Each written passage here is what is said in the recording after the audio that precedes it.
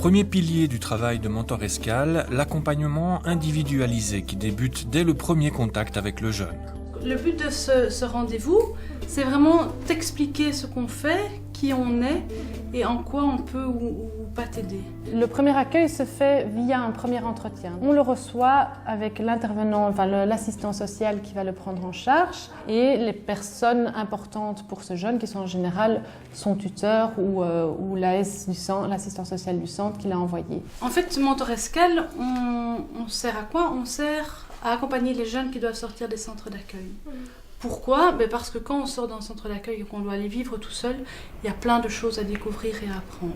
Dès qu'un jeune MENA est identifié, le service de tutelle lui désigne un tuteur qui sera le représentant légal du jeune et qui l'accompagnera tout au long de son parcours jusqu'à sa majorité. En tant que tuteur, on devient vraiment la personne responsable du jeune, on est son représentant légal. On oriente les jeunes vers un service comme Mentor Escale chaque fois que c'est possible. En général, j'accompagne le jeune ici et je rencontre d'ailleurs régulièrement les personnes du service ici avec le jeune. On fait des bilans régulièrement, on se tient au courant mutuellement de l'évolution de la situation du jeune. Maintenant, je reste quand même la tutrice, tout ça se fait en concertation, mais c'est vrai que pour un tuteur, c'est extrêmement précieux quand on peut faire appel à un service comme Mentor Escale.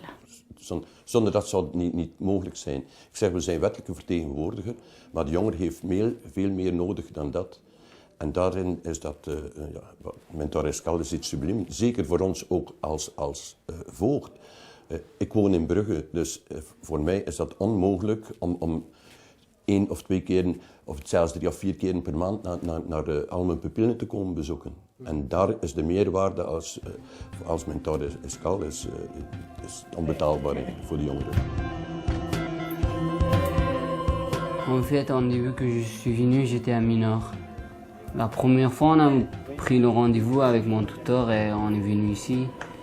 Et l'assistant social, il nous a présenté le Mentor Escale, comment ça fonctionne.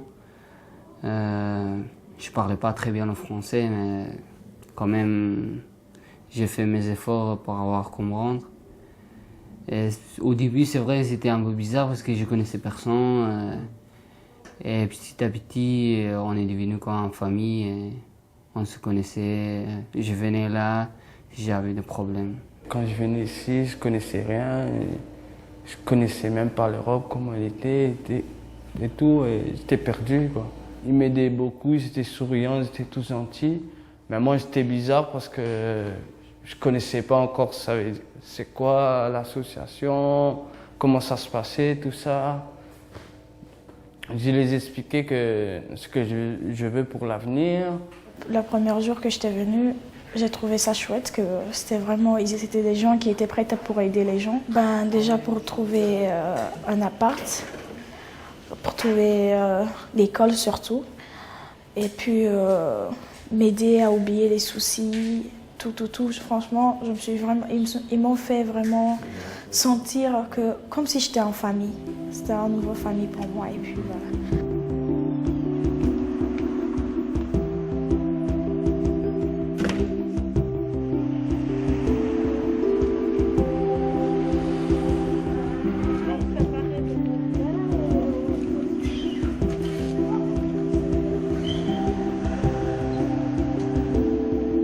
Un accompagnement intensif du jeune va alors se mettre en place, un travail à la carte en fonction de ses besoins et de son degré d'autonomie.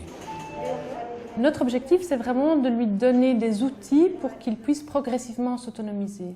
Donc ça veut dire qu'on ne va pas faire les choses à sa place, on va vraiment être dans une démarche où on va être à ses côtés, mais dans un objectif qu'il puisse faire les choses par lui-même. Chaque facture qui arrive que tu ne sais pas, on retourne à la banque, je te montre et après tu pourras faire les factures toute seule. Okay. D'accord? C'est ça le but. Hein? Voilà. Bon entraînement. Merci. Attention, hein? Au revoir. Mentor Escale ici, il fait la démarche, il aide pour avoir une carte d'identité ici aux communes, au CPS, faire la démarche pour faire que nous, on va habituer de vivre seul. Parce que quand nous, on quitte le centre, on vient ici, on ne connaît pas le commune, Excel, l'école, tout ça. Si, exemple, à bureau, comme ici, Montourescal n'existe pas, nous, on ne peut faire rien parce qu'on ne parle pas langue, tout ça. Il y a beaucoup de problèmes. On vient ici, en Montourescal, quand on a un problème, on cherche maison, on cherche à l'école, encore. Si on a un problème, on vient en Montourescal, ils vont aider nous. Il était à mon écoute et la chose que j'avais besoin de trouver un logement. La deuxième chose que j'avais besoin de trouver une école et aussi faire une démarche pour de quoi nourrir, par exemple d'avoir un peu de l'argent pour payer les loyers et des choses comme ça, une démarche de CPS quoi. Mon projet c'était, je faisais les études d'électricien et maintenant j'ai fini mes études et j'ai fini mon 7e secondaire et maintenant je suis un technicien de maintenance et je travaille. Ce qui nous guide surtout, c'est le fait que les jeunes qui arrivent ici sont tous très différents, ils ont des vécus très différents, ils ont des bagages très différents, ils viennent des pays très variés. Il y en a qui n'ont quasiment pas été scolarisés, il y en a d'autres qui ont des diplômes assez élevés, il y en a qui ne parlent pas du tout français, il y en a qui parlent très très bien, il y en a qui ont très vite confiance, d'autres qui sont très méfiants. Donc en fonction de chaque situation, mais l'accompagnement est différent.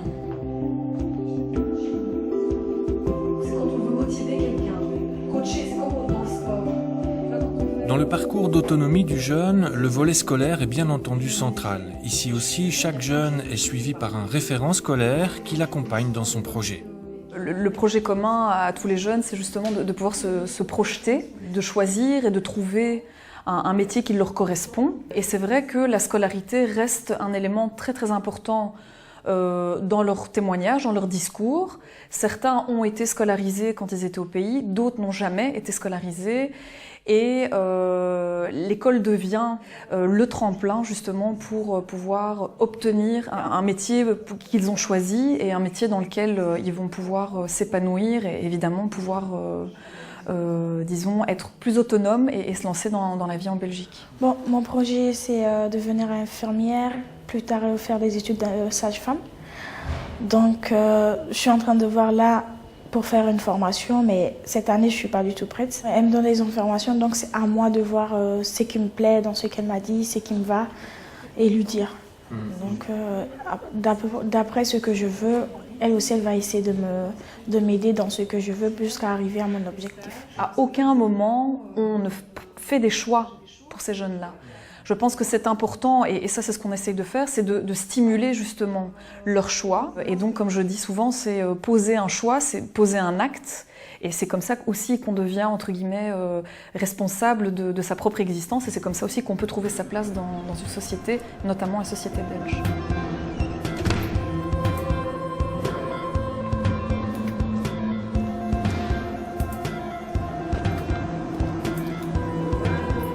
Montourescal dispose de 12 logements de transit à Bruxelles et 3 à Namur. Des logements qui peuvent être communautaires ou individuels.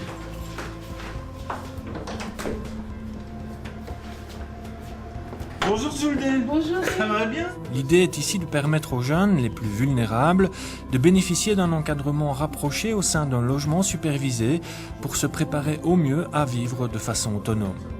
Quand les jeunes quittent les centres d'accueil, ils sont censés aller vivre en autonomie dans un logement qu'ils ont trouvé chez un propriétaire privé et interpeller le CPS pour bénéficier de leur aide sociale. Dans le logement supervisé, c'est un contrat de 6 mois ou de 1 an.